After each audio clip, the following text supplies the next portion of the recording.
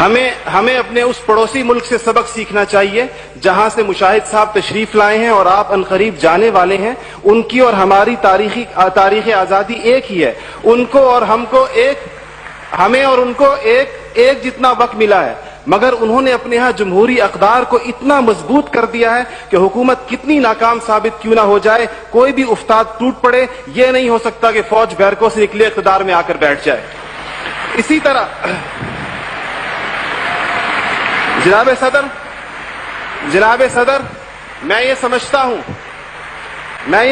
ہوں کہ آج اس ہال میں لگی ہوئی قائد کی تصویر آپ سے پوچھ رہی ہے، آگے آپ کھڑے ہوئے ہیں کہ جنرل تم تو سرحدوں کے رکھوالے ہو، تم کو ایوان اقتدار کی راہ کس نے دکھائی ہے؟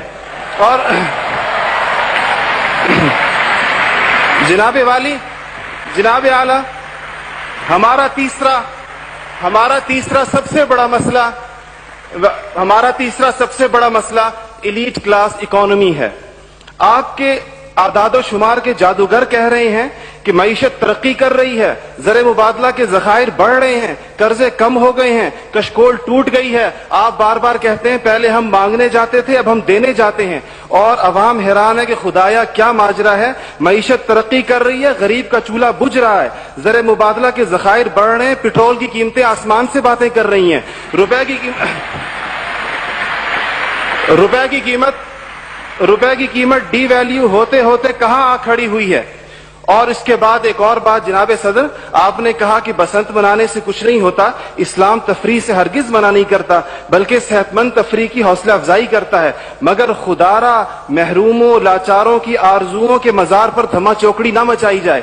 دیکھیں اسلام یہ کہتا ہے اگر ایک گھر کے اندر ایک عجیب تاثر ہے، ٹھیک ہے لوگ انفرادی طور پہ پتنگ اڑائیں، کوئی اس کو حرام نہیں کہتا، مگر جب ایک غریب دیکھتا ہے کہ میرے پیٹ میں روٹی نہیں، میرا صدر پتنگ بازی کر رہا ہے، تو وہ یوں سمجھتا ہے کہ ہمارے درمیان کوئی گیپ ہے. آپ بالکل وہ سمجھتا ہے، غریب کہتا ہے کہ میں غریب دیکھتا ہے، غریب آپ کو اس کے احساسات کا بالکل اس طرح لگتا ہے ایک گھر کے اندر میت پڑی ہو اور آپ دوسرے گھر کے اندر ڈرم بجائیں کہ میں تو آزاد ہوں، غم تو تمہارا ہے میرا نہیں ہے. تو اس کو کوئی بھی اس کی اجازت نہیں دے گا، کوئی بھی مذہب کہے گا کہ نہیں. اس کا احساس کیجئے، اس کے اشک شوئی کریں، اس کو سینے سے لگائیے.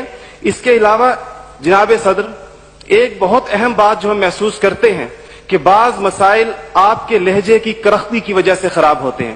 آپ بلوچستان کے عوام سے کہتے ہیں تمہیں ہم وہاں سے ہٹ کریں گے، تمہیں پتہ ہی نہیں چلے گا ہم نے تمہیں کہاں سے ہٹ کیا ہے. یہ چیزیں آپ قوم کے بڑے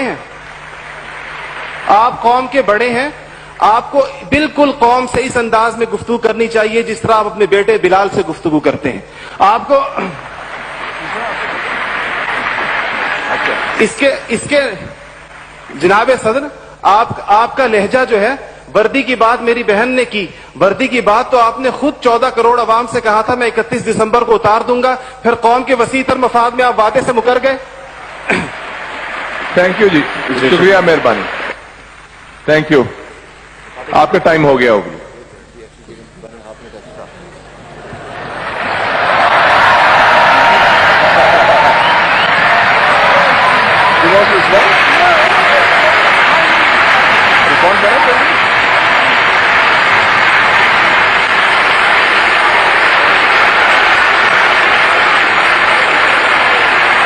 Okay.